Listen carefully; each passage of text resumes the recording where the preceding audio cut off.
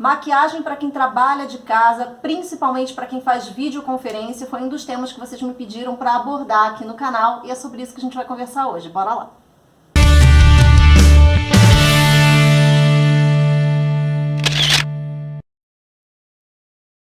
Se você chegou aqui por esse vídeo, seja super bem-vindo. Eu sou a Cris Cardoso, esse daqui é o site da Cris. Já aproveito para te convidar para se inscrever aqui no canal. A gente aqui aborda tudo que traz alegria e praticidade para a vida. Tem dica de beleza, tem moda, tem lifestyle, receitinhas, do it yourself, enfim, tem um pouco de tudo. E hoje a gente vai conversar sobre a maquiagem para quem está em casa trabalhando, se vendo diante desse novo modelo profissional, precisando fazer um monte de videoconferência.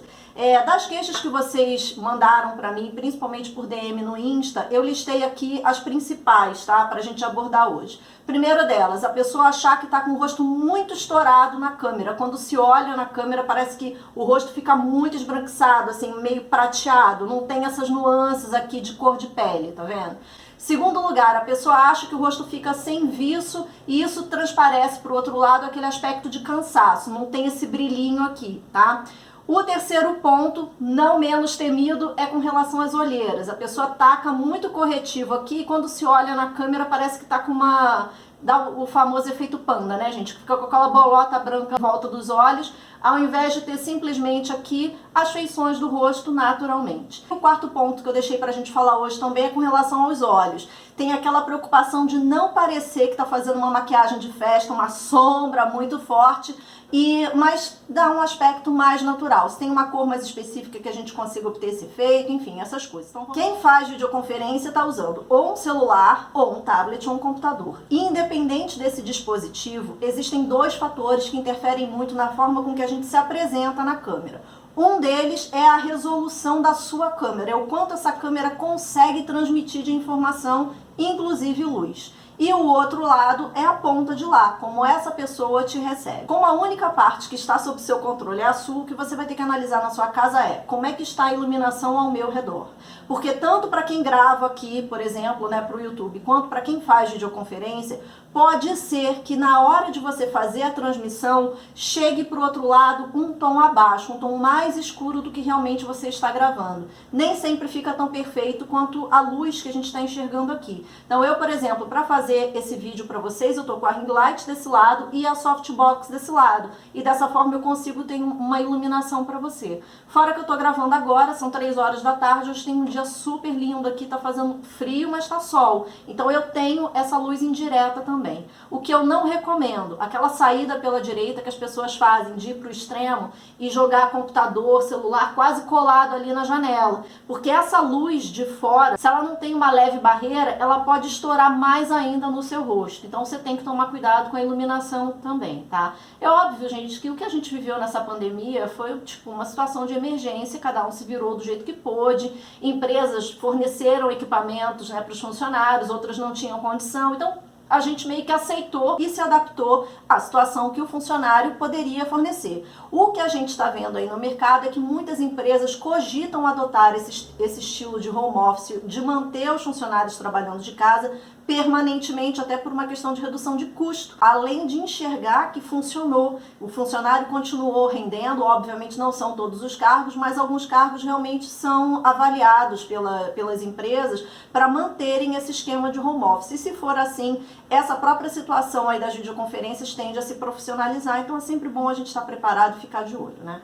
Bom, com relação ao rosto que estoura, existem alguns produtos que são vilões na hora de rebater luz. A sílica é um dos ingredientes responsáveis por manter esse aspecto sequinho. Então, quando você tem um produto que tem sílica na composição, pode ser que esse produto, diante de luzes, ele estoure sim. E a gente também tem uma outra situação relacionada à base, que é a base ser adequada para o seu fundo de pele, o seu subtom de pele. Então, se você tem uma pele, por exemplo, que tem um subtom mais de neutro para quente, você está usando uma base de subtom rosado, você está jogando uma base que vai conflitar na cor de fundo. Na hora que você acende a luz e vai gravar, fica nítido. Na hora você vai perceber se está errado ou se está certo. Então, tem que dar uma olhada nisso também. Essa base que eu estou tô usando hoje é a Fit Me da Maybelline. Ela é uma base oil free, ela é livre de óleo, ela tem uma textura mate, tá vendo? Não tem tanto viço. E aqui em cima, para dar esse efeito 3D de pele, devolver as formas para o meu rosto, eu uso o recurso das cores dos blushes e uso o iluminador também, que dá esse destaque aqui, dá esse viço para a face. Então são jogadinhas de equilíbrio que a gente pode usar. Dá uma olhada para ver se a base que você está usando é a base adequada para o seu fundo de pele, tá? Outra coisa também que contribui para esse aspecto prateado do rosto, você aplicar a base e sobre a base você não passar mais nada, você deixar o seu rosto puro ali com a base. Principalmente bases que sejam mate, gente. A missão da base mate é simplesmente tirar aquele excesso de brilho. A sílica também tem essa responsabilidade. Então, quando você aplica uma base mate, é quase certo que você sinta a necessidade de devolver para o seu rosto as formas dele. E quando a gente está fazendo um vídeo, como é que a gente devolve essas formas para o rosto? Com as luzes e com as sombras. Então as luzes você joga nas cores de sombra mesmo, no próprio iluminador, que tem essa função de iluminar, e as sombras você utiliza também em sombras que tenham um objetivo não de jogar a luz para frente como as cintilantes, mas de retração, de levar a luz para trás, como as opacas e mais escuras. Tanto faz se forem as quentes ou as frias, vai depender também do teu tipo de pele, né, com qual tipo de sombra você se dá melhor. E também as cores de blush e de contorno, e que dão esse formato aqui devolvendo as formas do seu rosto. Então é importante que você considere esses produtos na hora de você usar. Eu estou usando uma base que traz mais glow ou eu estou usando uma base com efeito mais matificado? Depois disso, como é que eu estou cobrindo essa base? Eu estou passando um pó ou eu estou deixando sem nada? O corretivo que eu estou usando é um corretivo que ilumina ou é um corretivo que está até inadequado para o meu tipo de olho? Eu estou usando um contorno, eu estou usando um blush ou eu estou esquecendo, eu estou pulando essa fase? Tudo isso interfere no resultado final, tá? Quando a gente tem uma videoconferência, por exemplo, na parte da manhã, o nosso rosto tende a estar mais inchado. Então não é sempre e vai depender, logicamente, do tipo de olheira que você tem. Mas pode ser que você sinta a necessidade de, antes de jogar o teu corretivo bege de sempre, que você aplique um corretivo que a gente chama de neutralizador, é o corretivo colorido. Já tem vídeo aqui no canal sobre ele também, tem um outro vídeo que eu fiz mais recente com os meus corretivos favoritos. Eu gosto muito de aplicar um corretivo de cor pêssego antes de aplicar o meu corretivo bege, porque ele me dá uma segurada, inclusive, nesse aspecto de cansaço, sabe? Eu sinto que eu vou para a videoconferência até mais confiante quando eu me olho ali na tela, de ver realmente que eu tô com um olho desperto, eu não tô com aquele olho parecendo que eu levantei 5 minutos antes de ir para uma reunião. E isso daí é porque a gente trabalha, antes de trabalhar o bege da olheira, a gente trabalha o corretivo que vai neutralizar essa olheira. E a gente sabe que olheira pode ser uma olheira de fundo arroxeado, de fundo esverdeado, aquela olheira normal que é um tomzinho só acima, né, que é um pouquinho diferente só do seu tom de pele, uma olheira mais avermelhada. Cada pessoa tem um tipo de olheira diferente. E eu recomendo que você dê uma olhada nesse vídeo aqui de corretivos coloridos para você entender melhor e de repente se reconhecer aí em como você pode melhorar. Mas via de regra é isso, a gente tem que adequar o corretivo que a gente escolhe ao nosso tipo de olheira. E o vídeo tem essa particularidade, ele mostra na hora pra gente se a base está certa ou se está errada e se o corretivo também está certo ou está errado. O outro ponto que vocês abordaram é com relação às cores de sombra. Existe uma cartela, que é a cartela dos terrosos, as cores que vão ali desde o off-white ao marrom, que são as cores mais certeiras. Se a gente tivesse que falar assim, qual é uma cartela que você acha que praticamente todo mundo se dá bem com ela? Eu vou dizer para você que é a cartela dos terrosos. Vai variar de tom? Vai. Tem pessoas que se dão melhor com os tons mais quentes. Eu, por exemplo, me dou melhor com os tons mais quentes. Aquele marrom mais para frio, ele me deixa mais pálida ainda. Então eu não faço uso dele quando eu já sinto que o meu rosto tá meio, sabe, assim, meio cansadinho. Eu vou sempre para os tons mais quentes. Hoje, por exemplo, eu peguei um blush, que é esse aqui da Mary Kay, que é o Golden Copper. Ó, ele tem um fundo mais acobreado. E com ele, além de eu ter feito aqui um leve contorno, eu também fiz assim, ó, um contorninho de côncavo bem simples. Essa maquiagem já tem aqui no canal várias makes eu utilizo esse começo que a gente chama de base, né, de maquiagem base. Eu utilizo essa maquiagem base aqui para minhas videoconferências. Hoje, por exemplo, eu só tô com ele aqui no meu côncavo e aqui, ó, no meu olho, eu gosto do meu olho contornado, tá? Tem gente que não liga, mas eu gosto. O que que eu fiz? Eu peguei uma misturinha de 2 marrons, Eu fiz um esfumadinho aqui do lado de fora, mais simples. E aqui no cantinho externo, na parte de cima, nos meus cílios, eu coloquei um pouquinho de preto bem rente aos cílios. Isso já foi suficiente para gerar profundidade para o meu olho e para tirar aquele aspecto cansado que eu tava de manhã, que eu tava assim, meio zumbizona porque eu não tinha dormido direito.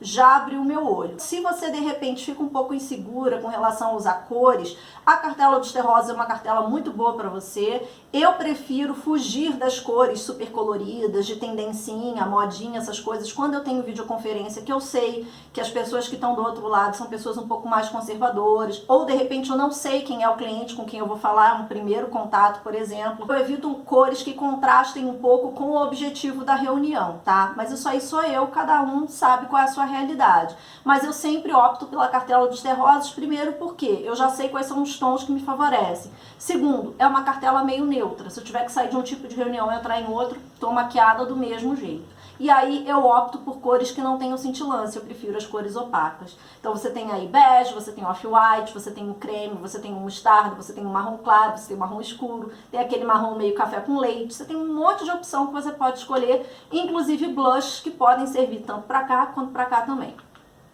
Falando ainda um pouco de olhos, eu gosto muito de contornar o meu olho com o marrom quando eu quero um descanso do preto, porque o preto ele pesa, né? Pode trazer para você uma aura mais de balada, de meio que noturna e tal. Então o marrom, no meu ponto de vista, é um bom contorno para quem tem videoconferência, porque ele fica naquela zona neutra, que ele acende um pouco a visão, mas ele não pesa tanto quanto como é o caso do preto, que já pesa bem mais, tá? Então eu faço isso. E uma outra coisa que eu gosto bastante, além da máscara que eu uso para fazer o efeito de cima nos cílios, eu gosto de uma máscara que tenha um aplicador mais fininho, tá vendo? Assim, ó, pequeno, que tenha menos volume, e aí eu também passo nos cílios inferiores. Gente, dá uma diferença enorme. Faz a maquiagem aí e compara. Num lado você não passa nada e no outro você faz, para você perceber como abre o seu olho, como acende, deixa a gente com o olho mais vivo, sabe?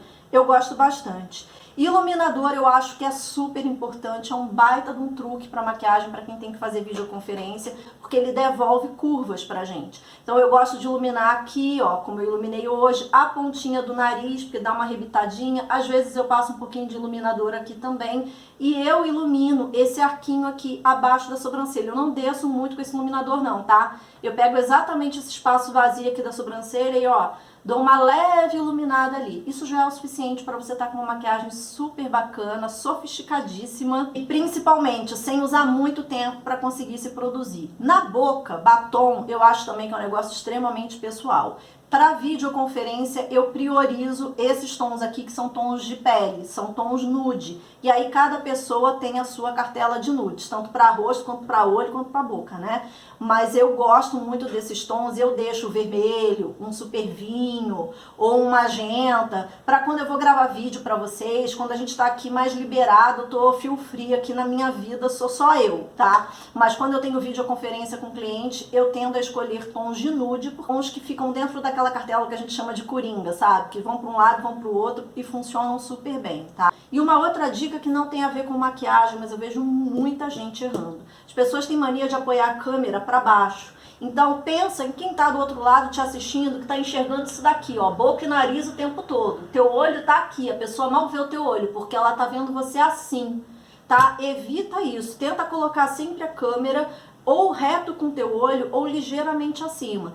É isso, gente. Se vocês tiverem outras dúvidas com relação à maquiagem para videoconferência, se vocês quiserem que a gente aborde outros temas, dúvidas que vocês tiverem aí, deixa aqui embaixo nos comentários que eu faço mais conteúdo para vocês. É um assunto que eu gosto bastante de abordar, tá? Lembra de curtir o vídeo e a gente se vê na próxima, tá bom? Um beijo!